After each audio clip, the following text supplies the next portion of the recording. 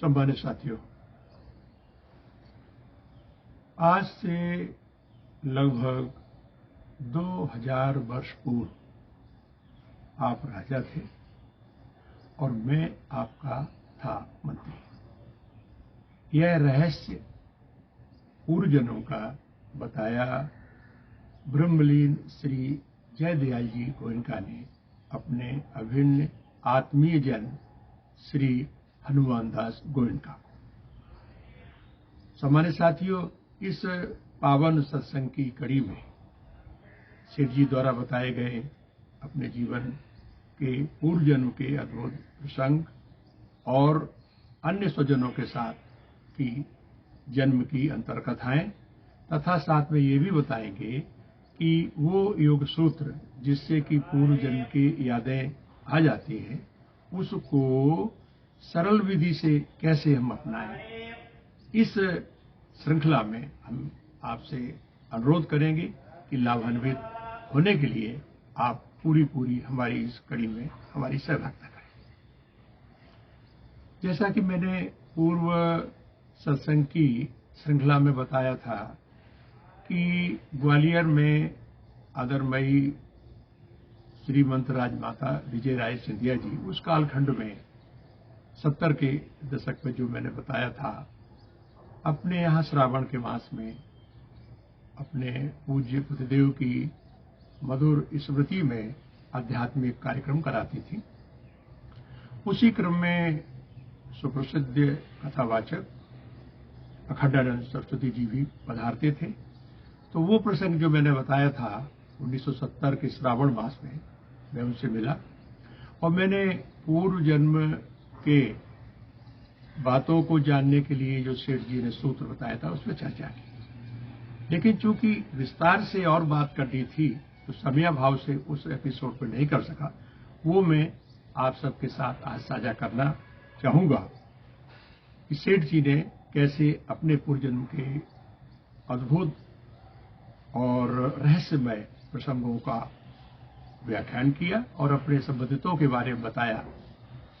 तो साथियों, जैसा कि मैंने भी कहा था, पहले उन्होंने एक योग सूत्र दिया था कि इससे हम अपने पूर्व जन्म में जाकर के अपनी पुरानी बातों को, पूर्व जन्म के रहस्यों को जान सकते हैं। तो मैंने अखंडानंद सरस्वती जी से पूछा कि महाराज, ये तो आपने बताया कि आपने सेठ जी से पूछा था कि उन्होंने अपने पूर्व जन्म की क्या क्या रहस्यमय बातें ज्ञात की थी। तो अखंडानंद जी ने बताया कि मैंने जब सेठ जी से पूछा कि महाराज, ये तो आपने बता दिया सूत्र, लेकिन आपने अपने जीवन में या अपने संबंधित लोगों के जीवन के क्रम में पूर्व जन्मों के संदर्भ में क्या क्या आपने पूछा था या क्या क्या बताया था। तो सेठ जी ने बताया कि अब से बहुत वर्षों पहले की बात है, हमारे एक बाल सखा थे जो हमसे 2 साल बड़े थे। उनका नाम था हनुमान दास गोयनका। यहाँ सम्मानित साथियों, हम ये बताना चाहेंगे कि हनुमान प्रसाद पोद्दार जी जो इनके मौसेरे भाई लगते थे वो भी इनके आदमी थे, लेकिन ये जो जिनका मैं संदर्भ देने जा रहा हूँ ये है हनुमान दास गोयनका जो इनसे 2 वर्ष बड़े थे और इनके बालसखा थे, आध्यात्मिक मित्र भी थे। सेठ जी बताते हैं कि पूर्व जन्म के संस्कारों के कारण हमारा इनसे बहुत आत्मीयता हो गई और हम लोग साधना एकांत में करने लगे। बहुत दिनों तक चलता रहा। एक बार इन्होंने कहा कि मेरी ऐसी प्रबल भावना है कि मैं आपके पास आके साधना करूं। तो सेठ जी ने बताया कि मेरे पास आके 4 महीने रुके। साधना के इसी क्रम में उन्होंने एक दिन कहा कि मैं अब चाहता हूं कि संन्यास ले लूं। सेठ जी ने कहा कि मुझे आपके पूर्व जन्म की बातें स्मरण है, आपने जो पहले गलती की है वो मत करिए। जब ज्यादा उन्होंने आग्रह किया, उनको जोर दिया, तो उन्होंने बताया कि सुनिए, अब से लगभग 2000 वर्ष पूर्व आप थे राजा और मैं था आपका मंत्री। चूंकि मैं आध्यात्मिक स्वभाव का था तो मेरे स्वभावनागत प्रभाव से आप भी आध्यात्मिक क्षेत्र में अग्रसर होने लगे और पूरी धर्मनिष्ठा के साथ आप राज्य करते रहे। लेकिन एक समय ऐसा आया कि आपके दिल में विरक्ति पैदा हुई और आपने कहा हम संन्यास लेंगे। तो जब आपने संन्यास का निर्णय लिया तो फिर मैंने भी सोचा कि मैं भी अपने मंत्री पद को छोड़ के आपके साथ संन्यास की यात्रा में चलूं। सेठ जी बताते हैं कि हम जंगल में चले गए, वहां तपस्या करने लगे और वृक्षों के नीचे बैठ करके सत्संग किया करते, जहां हजारों लोग आकर के लाभान्वित हुआ करते थे। समय आया, मेरा शरीर छूट गया।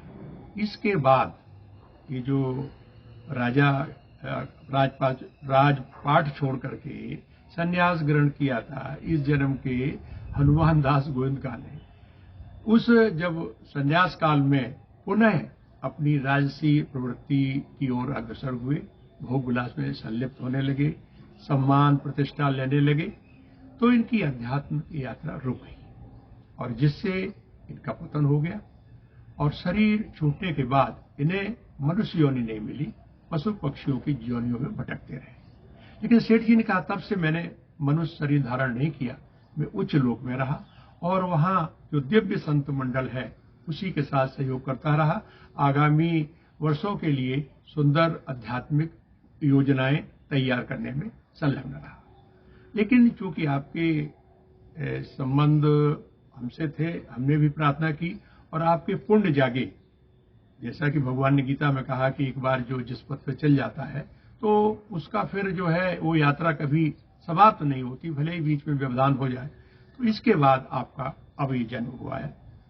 तो मैं आपको परामर्श करता हूं कि जैसे पहले आपने बिना भोगों को भोगे संन्यास ले लिया था और बीच में आपकी यात्रा अवरुद्ध हो गई थी, इसलिए मेरी ये राय है कि आप पहले भोगों को भोगें और उसके बाद अध्यात्म पथ पर चलते हुए आप इसको आगे सोचें। तो ये तो प्रसंग बताया। इसके बाद सेठ जी ने एक प्रसंग और बताया कि उसी कालखंड के उनके एक परिचर थे, सेवक थे, वो अपनी कुछ क्रियाओं के कारण प्रेत योनि में आ गए। तो उनकी जब पीड़ा, उनको जब उन्होंने पूर्व जन्म को देखा तो उसके निवारण के लिए वे सेठ जी ने एक पुरानी खंडहर हवेली में वो रहते थे, तो जाकर के साधना करके उनको भी मुक्ति दिलाई। और इसी पूर्व जन्म की श्रृंखला में उन्होंने पूज्य भाई जी और चिम्मललाल गोस्वामी, शिवनाथ दवे जी, पूज्य राधा बाबा जी, सभी को बातें बताई और जैसा कि स्वामी अखंडानंद जी बताते कि इन्हीं को बताई और इनको भी इससे लाभ हुआ। फिर हमने सेठ जी से पूछा कि वो जो योग सूत्र है उसके पारायण या उसको हम कौन सी सर्वविधि है जो हम अपने साधना में प्रयोग करें। तो उन्होंने जब सेठ जी से इस बारे में पूछा तो सेठ जी ने मुस्कुरा के कहा कि देखिए, सूत्र जो है बिल्कुल साफ है। इसमें कहा गया है कि अपरिग्रह स्थरीय जन्म कथनता संबोधा, यानी इसका शुद्ध अर्थ ये है कि अपरिग्रह माने आप सभी को छोड़ दो, आप जो मेरा तेरा है या जो संचय भावना है, आप निष्प्रस होकर के और अपनी भावनाओं को परम सिद्ध कर लें। छोड़ने से मतलब है अपने विचारों को, अपनी पूर्व जो संपत्ति है, इन सब के प्रति मोह छोड़कर दृष्टा भाव में आ जाए, इसे साक्षी भाव कहते हैं। तो जब ये हो जाएंगे, इसमें कहा ना कि आप अपरिग्रह में स्थित हो जाएंगे स्थरीय, तो जन्मों की कथाएं आपको संबोधित होने लगेगी और ये क्रम है। और उन्होंने ये भी कहा कि ये क्रिया जो है दो तरह से होती है, एक भक्ति है, जिसे हम क्रिया कहते हैं, और दूसरी है कृपा। तो दोनों के सहयोग से हम इसका की विधि बताते हैं। मानस में भी कहा है कि यह गुण साधन से नहीं होई, वो तुम्हारी कृपा पाए कोई कोई। तो कृपा इसमें बड़ी सन्निकट है। और अपने मन को स्थिर करके, अरे हम निर्लिप्त भाव से ये छोड़ करके कि हमारा कुछ नहीं है, और इस तरह से पूज्य भाव में हम जब चले जाएंगे तब अपने आप पूर्व जन्म की बातें स्मरण होने लगेंगी। और भक्ति भाव जरूरी है। इसका एक छोटा सा प्रसंग दिया है गोस्वामी तुलसीदास जी ने रामचरितमानस में। भगवान शंकर ने इसी स्थिति का एक विहंगम दर्शन दिया है कि जब शंकर जी ने अपने मन में स्थिर भाव में चले गए, कहा गया है कि मन स्थिर कर शंभु सुजाना, लगे करें रघुनायक ध्याना। यानी उन्होंने दोनों क्रिया और कृपा दोनों को आहूत किया, दोनों को आह्वान किया। और उसी के बाद जब पार्वती जी उनके समीप आई तो फिर क्या है, बैठी शिव समीप हर्षाई, पूर्व जन्म कथा सुध आई। तो इस स्थिति में पार्वती जी को भी अपने जो सती काल की व्यंगम घटनाएं थी वो स्मरण हो गई थी। तो इस जो मैंने आपको बताया, जैसा कि अखंडानंद जी ने बताया कि सिख जी ने जो उनको बताया, इसमें सबसे ये है कि हम पहले सुखासन में बैठ जाएं और भक्ति जो कहा ने कृपा लेने के लिए, क्रिया और कृपा, पहले हम अपने इष्ट देव का, गुरु का ध्यान करें। इसके बाद उन्होंने कहा कि योग प्रक्रिया है तो हम अपनी सांस श्वास पर ध्यान दें, यानी बैठ करके हमारी जो सांसें आ रही हैं जा रही हैं इनके ऊपर दृष्टा भाव से, साक्षी भाव से हम देखें, कुछ नहीं करें, धीरे से सांस, जैसे होता ना, सांसों को धीरे से लें, सांसों को धीरे छोड़ें, सांसों को धीरे लें, सांसों को धीरे छोड़ें। इससे पहले आप अपने गुरु का, इष्ट देव का ध्यान कर चुके हैं, तो जब भी आप 10-15 मिनट इस तरह की प्रक्रिया करेंगे तो आपके ध्यान में स्वतः ही, और आप एक आवाहन करेंगे परम सत्ता को कि हम उस योग सूत्र के अनुसार हम अपरिग्रह भाव में स्थित हो गए हैं। हमने सब कुछ छोड़ करके, हम तो निरासक्त होकर के और निर्लिप्त होकर के हम इस साधना को चाहते हैं। इस तरह से आह्वान करें, हे परम सत्ता मुझे इसमें सहयोग दें। और करते हुए जब आप सांस को खींचेंगे धीरे से और फिर ऊपर ले जाएंगे, फिर तो 10-15 मिनट के बाद, कुछ दिनों के अभ्यास के बाद आपको कुछ दृश्य पूर्व जन्म के जो चाहते हैं वो आने लगेंगे। दृश्य आएंगे, आभास आएंगे, किन्हीं किन्हीं को सपनों में भी आते हैं। तो ये सुगम सरल विधि बताई इस योगिक प्रक्रिया को हमें अपने जीवन में ला करके पूर्व जन्म की स्मृतियों को समझने की। और जब हम ये समझ जाएंगे तो हमें अपनी आध्यात्मिक यात्रा को आगे बढ़ाना है। इसमें सामान्य साथियों कोई हमें वृत्ति नहीं करनी कि हम सीख गए थे और लोगों को बताएं, कुछ नहीं। केवल आप अपनी यात्रा को देख करके कि हमने कहां कहां गलतियां की है उस जन्म में और हमें क्या सुधारना है, इसके लिए इसका प्रयोजन बताया है, न कि इसका प्रचार या इसका वो करने, व्यवसाय करने के लिए नहीं। तो ये इसमें बहुत बड़ा प्रतिबंध है। आप अपने हिताय में अपने आध्यात्मिक यात्रा के सुगम और इसको ऊर्जावान बनाने के लिए आप इस पद्धति को अपनाएं।